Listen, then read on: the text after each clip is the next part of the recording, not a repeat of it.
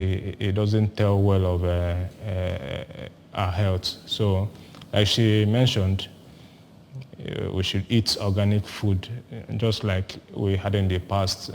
It's probably one of the reasons why our grandparents lived longer than what we have today. Okay, let's also look at the last story there. Anambra at 31, as stakeholders urging the Anambra to take ownership of the state. We have come thus far. It's been a long journey. A child of 31 is no longer a child per se. He's no longer a baby. So we've come far, and we are beginning to take back our state as stakeholders advised. Good 18, we are beginning to see just less violence compared to what we had earlier in the year. Kudos to the state government, kudos to Anambra themselves, because if we don't, the security agencies, the governor, they are not spirits. It's the Anambra themselves who would provide information as to what needs to be done for them to be protected. So I commend Anambra for their anniversary so far, and we look forward to good tidings going forward. Oh, okay. Just to let you know that you can also be part of this discussion ongoing right here on ABS Studio this morning. All you need to do is just to dial us. The number is displayed on your TV set this morning. All right, quickly, let's go over to the first paper under review, and that is the National Star newspaper. The National Star newspaper this morning, the big story there, PDP G3 as Obasanjo, Obimi Tuwike, and 3 other PDP governors in London. That's the big story there. Court nullifies Ebonyi local government election. Tinubu to meet 20 APC presidential aspirants. And then Germany signs pact to transfer ownership of Benny Bronzes to Nigeria. Anambra Assembly that Yapga chair calls for fasting and prayers. And then stay clear of all partisan politics, Derry wants Bielsa monarchs.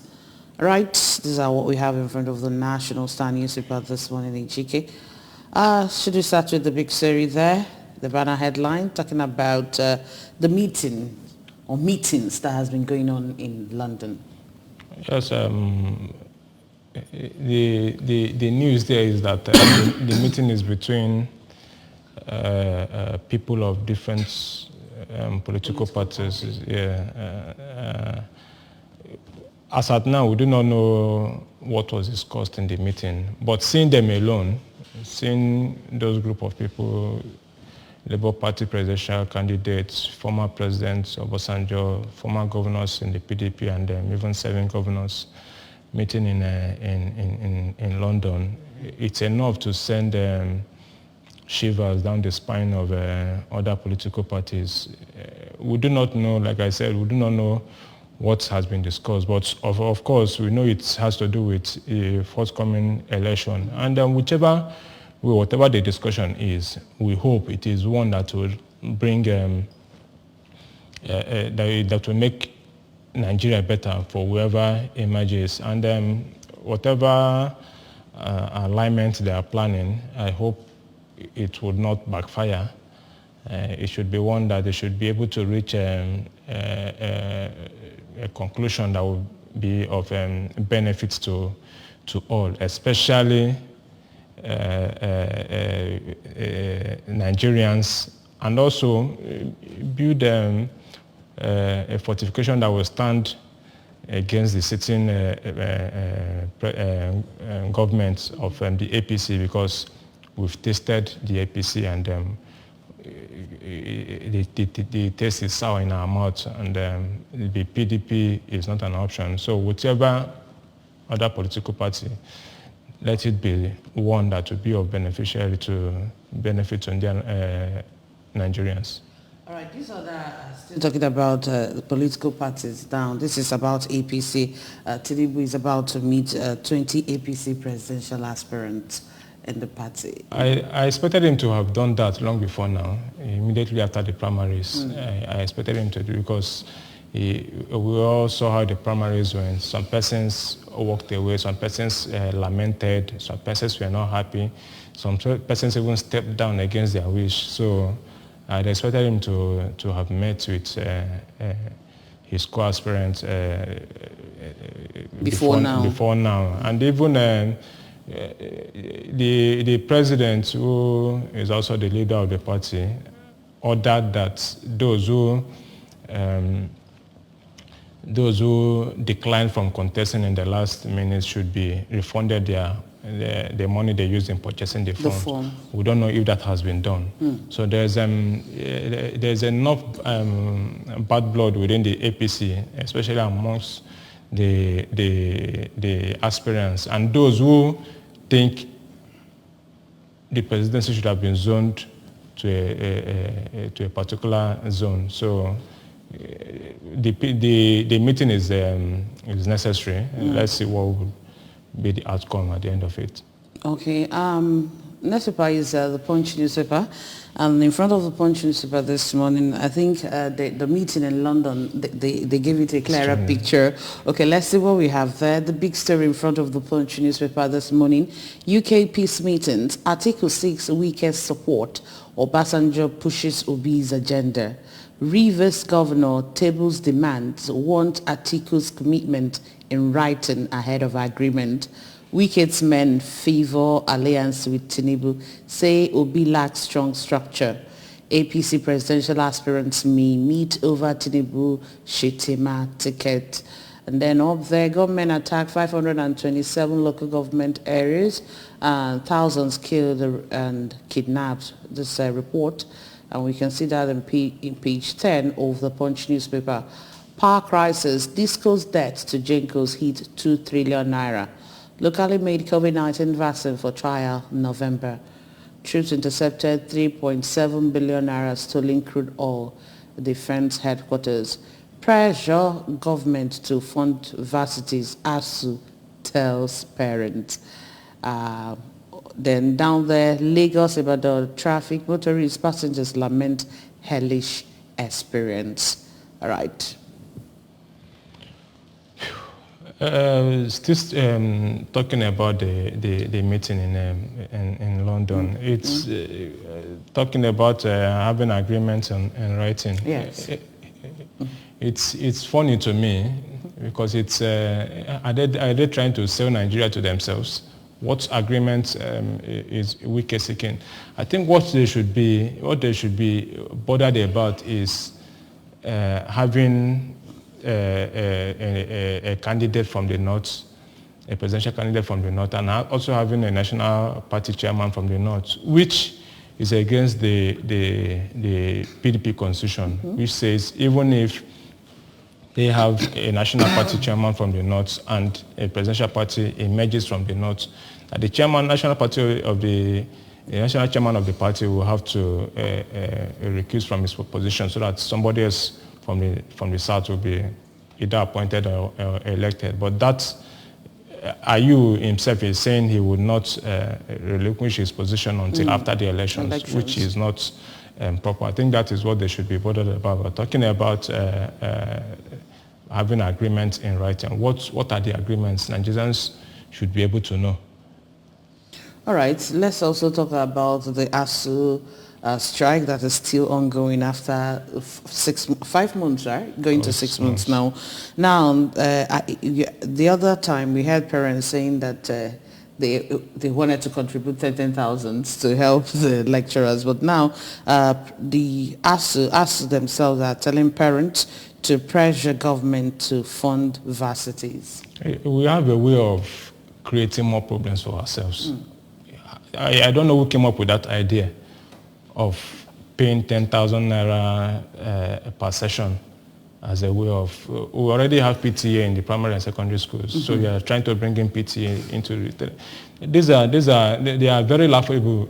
Parents are even struggling to see their their wards through school, and you are adding another burden of the 10,000. Yes, it might be an insignificant sum for some persons, but for most parents, it's very difficult for them to even for their. And what about the wards that are actually training themselves through school? It's also part of it. If some persons find it difficult to buy textbooks, even when they say textbooks are not compulsory, but we know what happens in tertiary schools, and we are now saying that you want to pay. If you want to make donations, it's okay, but don't impose it on others. That you are finding things somewhat easy for yourself does not mean it's also the same for others. So that's I stand with the ASUU National Chairman on this one. Governments should be pressurized to do their job. Don't take government's job and put it on parents. It's not proper at all. The whole idea of paying 10,000 naira, it's laughable. All right, quickly, let's see what we have in front of the Nation newspaper this morning. That's our next paper under review. The big story in front of the Nation: Osinbajo, Lawan, Amaechi, 19 others to unite for Tinubu. That's what we have there. Federal government and Nigerians avoid going to northern Cyprus. 8 suspects arrested in Abuja terrorist cell raid.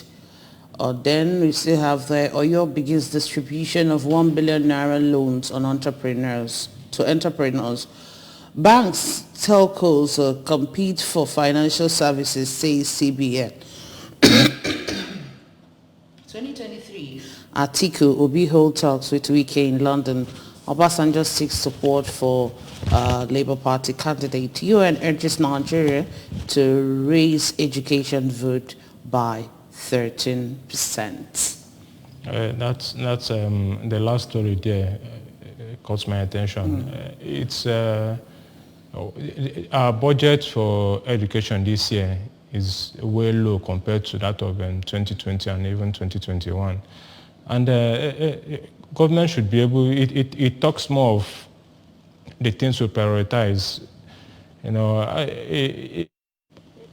Even education for education should be up to 20%, not even 13%. But as it is now, we are doing far less than what we ought to do, and it's also reasons why we are beginning to have strikes here and there, and it's also reason why we have very poor standard in our education system, because we don't prioritize education. For me, education should be the number one priority for every government. And if we have enough funds for our tertiary institutions, then we'll be able to fund researches, we'll be able to carry out projects that will be of benefit to the country. But because we other important things in the eyes of the government, education is relegated to the background, while some projects, elephant projects, if I should, if I will call them, are being prioritized. Education should be free at both primary and secondary level for every Nigerian. It's not a privilege; it's a right, but it's not the same. It's not that way in Nigeria, and that's why we are having. The UN is even advising us to increase our budget to 13% instead of 20%. I hope whoever emerges the next president is watching now and will take education as a major priority. All right, let's also see this story emanating from Oyo State. Oyo begins distribution of 1 billion naira loans to entrepreneurs. Before we talk about that, let's know who is here. Hello, good morning. Hello, good morning. Good morning. Calling from John. Okay, how are you doing this morning? I'm fine, and thank God. How are you doing too? We are very well. Thank you for asking. Go I ahead. want to contribute to the press review on the meeting between Obi, Obasanjo, and the rest. I would like to say to them, Obi has been accepted, widely, and we pray that his acceptance will yield results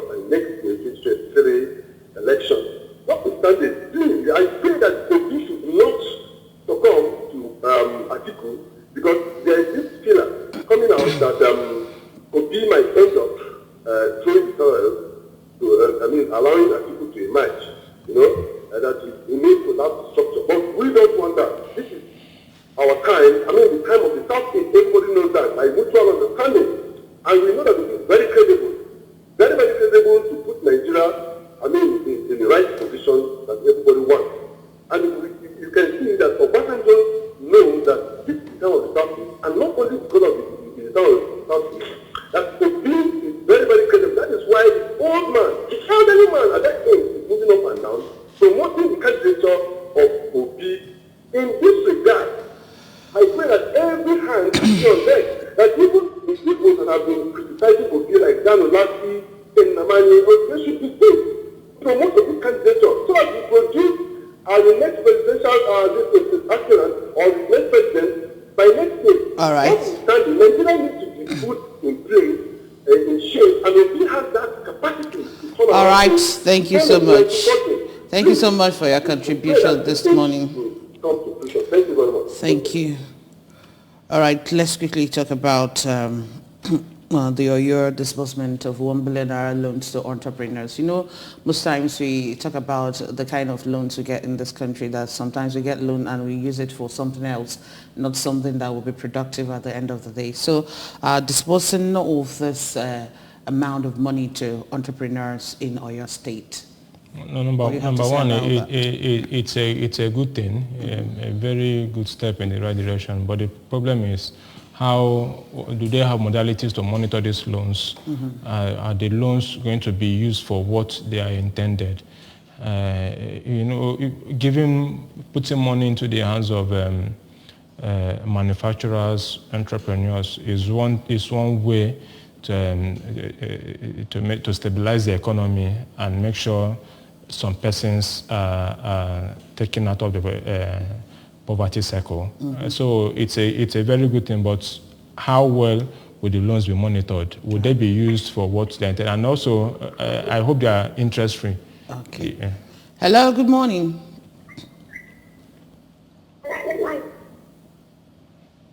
Good morning. What is your name?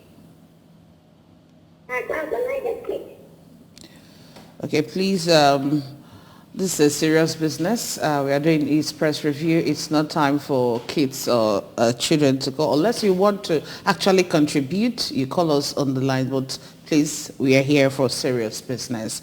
All right, quickly, let's see what we have in the other paper. That is the Daily Trust newspaper this morning. The Daily Trust newspaper this morning, the big story there, 2023, be responsible, put Nigeria first, Jonathan tells politicians, urges citizens to vote right leaders. Sambo wants issue-based campaign. Leaders have a lot to learn from IBB, Oshimole, and Akilu. Terrorist camps uncovered in Abuja suburbs. Police steal NMPP office in Maiduguri, detained senatorial candidate. Intrigues as Obasanjo meets Wike and Obi in London. And then we still have other story there. After pardon, Nyame now darling of APC, PDP, SDP in Taraba State. Okay, these and more are what is in front of the Daily Trust newspaper this morning. I hope Nigerians will hearken to the advice of the former president. Of course, he warned us in 2015. Yes, he warned Nigerians, and some persons will be clouded by sentiments and what they intend to benefit from the incoming government as at that time. I wonder what their feelings are like now. So it's without being told, we felt the brunt. This is not where we expected to be. This is not who we are.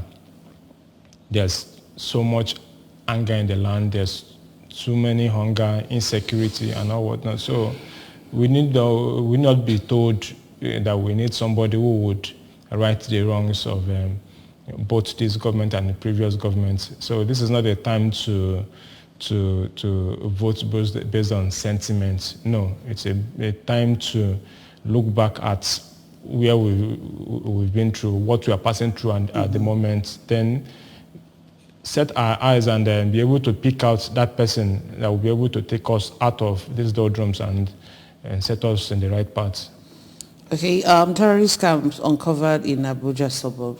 That we saw that in the other paper that we read out, and now we're seeing it again. You know that recently Abuja have become a den of terrorists and bandits. Yes, it's no longer news. It's no longer the government in the past lived in denial, even where there are signs and warnings that these people are beginning to are moving close to Abuja, and they failed to do the needful as at the time. But I hope they are beginning to, more of them are discovered, because if Abuja, which is the seat of power, is not safe, obviously every other part of the country is not safe. So I hope more of them are discovered.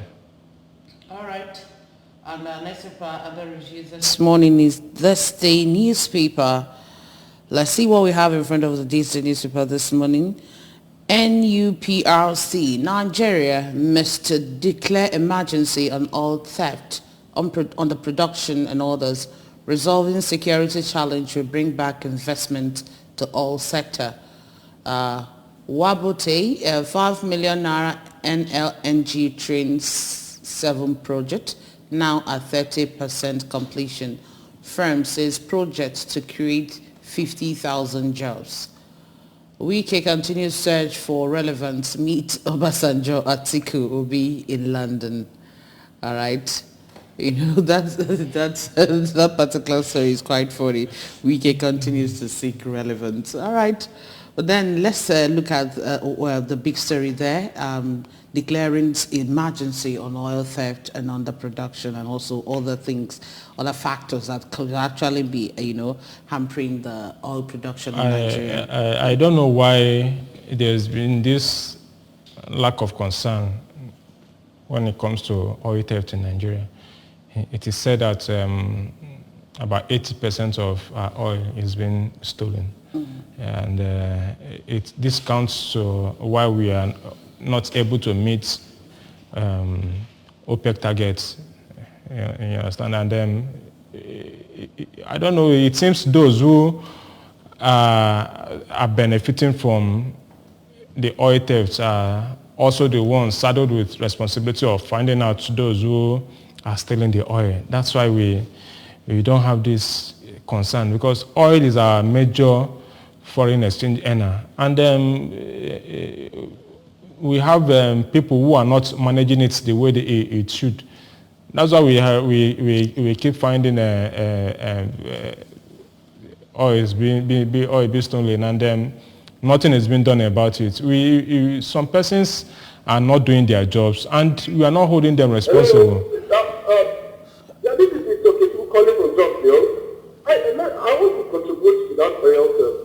When the Minister of Petroleum, the President himself, what do you expect? He doesn't know anything about it. And let me tell you, do you remember when Kashifu, the former Minister of State, Petroleum, said something about $26 billion of remitted? What happened? What happened to the former Group Managing Director of NNPC, Baru? He was killed, and the family all died as well. They were all killed because they didn't want information to leak. This oil theft, do not blame it to anybody. The president and the present administration are the ones killing it. And that is why the 2023, if Peter Obi emerges, I know all these things will stop, because we has the ability to stop oil theft. Thank you so much for your contribution. Not having our refinery here, what do you expect? All these things will surely happen. The present administration, they have really bastardized all the things that has helped the country to grow. Whatever is happening to our elders, the president knows about it. Thank you very much. Thank you once again for your contributions this morning. All right. And so the major problem is those who are in charge of that oil sector. That's why there's no accountability. Remember, we once imported bad fuel sometime in May, and nobody was held responsible for it. That is how careless we are. So if we are not able to, we don't. Hello, good morning. Please, if you want to call us, stay away from your television set or just to reduce the volume so that we can hear you from this. Funnily enough, as a nation, we don't even know how much fuel we consume per day. That's how careless we are. So if we don't know those who imported bad fuel into the country, if we don't know how much fuel we consume, how would we be able to find those who steal oil? So there's every need to declare a state of emergency in that sector. Okay. All right, still in front of this day newspaper this morning, we can see the story of a committee. That's Oron Sanye report. Committee wants National Assembly to streamline creation of new parastatal agencies and commissions. All right, let's know who is here. Hello, good morning. Good morning. Okay, so there's duplication of roles and offices in Nigeria, and it's also why we are having a very high cost of governance in the country. We tend to create 2 days ago. Some persons were calling for a special court to try election matters, and then one son was very, very bitter about it. We create offices for almost everything. We create committees for every little thing, whereas there are already established organizations that should be able to handle them. I don't know if it's their own way of creating a job opportunity for their cronies. If not, we already have. Okay, we have ICPC and we have EFCC. We have Code of Conduct Tribunal. We have a Code of Conduct Bureau. What are the essence of creating or duplicating these offices? So we should be able to. There should be cut down on these parastatals so that we'll save money from those offices and plunge them into more serious things. Hello, good morning. Good morning. Hello, good morning.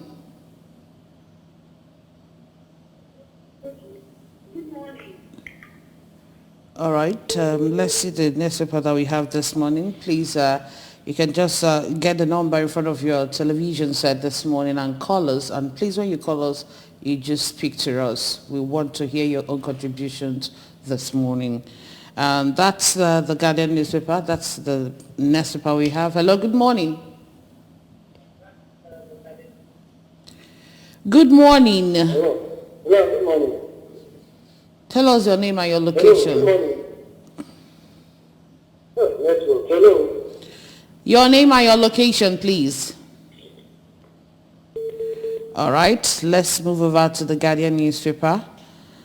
Wike's UK meeting with Obasanjo Obi Atiku heightens 2023 puzzle. PDP confident of amicable reconciliation. Atiku orders Lamido to halt verbal warfare over Wike. Strategic meeting to unite Osibanjo Amechi, other APC presidential aspirants in the works. NNPP kicks as police seal Borno office ahead inauguration of Kwankwaso. Avoid Northern Cyprus, where about 20 Nigerians have been killed, federal government warns. Benin monarch cautions against diversion of Benin artifacts.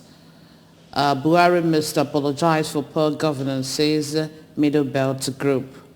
And then we can see the picture in front of the Guardian newspaper. States in thoughts of severe water shortage, struggles for survival. Now that's the picture in front of the Guardian newspaper this morning. Quickly, let's see the one we want to talk about. Hello, good morning. Good morning, you're connected. Hello? You're connected. What is your name? All right.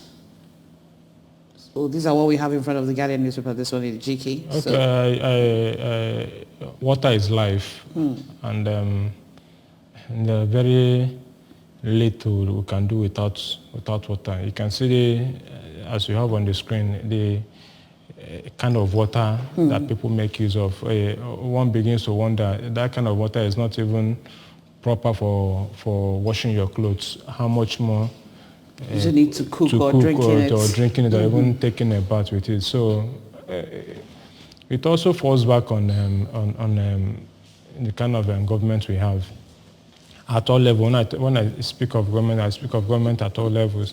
There are basic things government should be able to provide, and water is one of them. If we can't get water to take care of ourselves, cook our meals, and to drink especially, that's why we have waterborne diseases in most rural areas.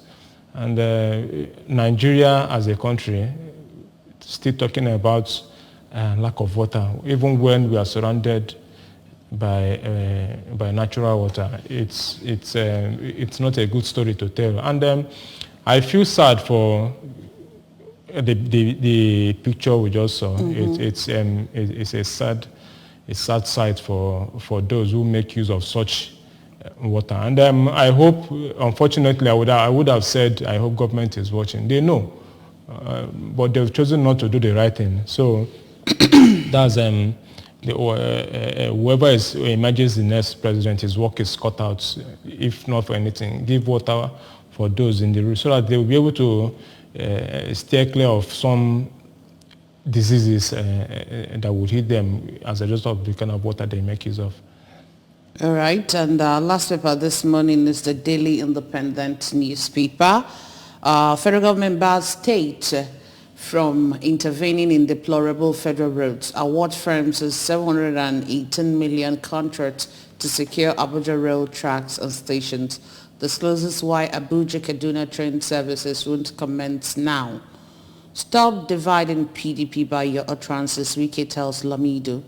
Nigeria needs increased revenue, efficient debt management, DMO. Media sanctions. Labour accuses MBC of deploying draconian tactics to recover debts. Falana, Ozokame, others prefer solution to undermining the judiciary. Food security. Sanwo-Olu flags off construction of biggest logistic hub in Egbe. Nigeria secures record $3 billion for energy transition plans.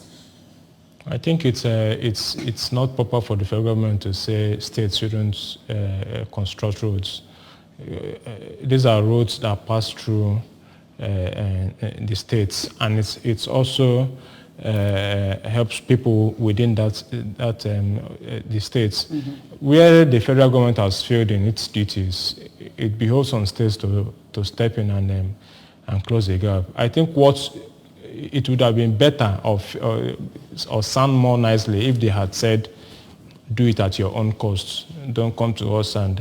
but I think that's another way of saying that, because what they mean is that even if you do it, they're not going to give you back your money. Well, they should be explicit in their comments, because in the past, of course, even here in Anambra State governments once did federal roads. I don't know if, I once followed that story, I don't know if they've been able to pay back the sum used in constructing those roads. So if you don't want them to do the roads, I think the federal government is shying away from the burden of repayments. Of course, you will pay it. It's a federal road, so it's your duty to build these roads.